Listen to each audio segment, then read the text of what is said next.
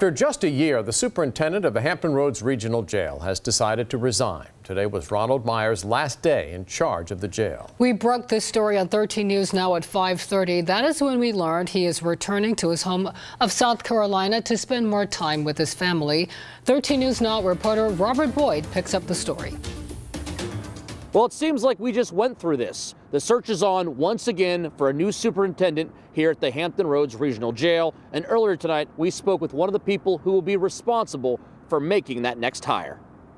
When Ronaldo Myers was sworn in last March as superintendent of the Hampton Roads Regional Jail, Martin Thomas Jr., chair of the Hampton Roads Jail Authority, hoped Myers' stay would be longer than just 1 year. It did come as a surprise. I've been with the board now for a little over a year, and he called me 2 weeks ago and let me know that he unfortunately had to make this decision. The departure comes during challenging times for the jail. The jail says they are under a severe staffing shortage. At times, one officer is supervising 120 inmates in a housing unit, nearly double national guidelines recommended.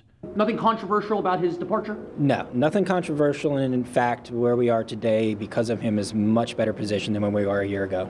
1 day before Myers started the job, inmate Jakeem Thunderberg committed suicide while in custody at the jail. He's really worked on transparency and with the Department of Justice with regard to the investigation going on. He's really brought us along, and we're all really sorry to see him go. Thomas hopes to have a new superintendent hired within the next 6 months, a decision that will impact 5 different cities. You have a city hall in Chesapeake, a city hall in Portsmouth, city hall in Norfolk, and Newport News and Hampton, and they all have their thoughts on how this jail should be run. And so you got to be able to interact with all of them. Is this a tough position to fill with a good candidate?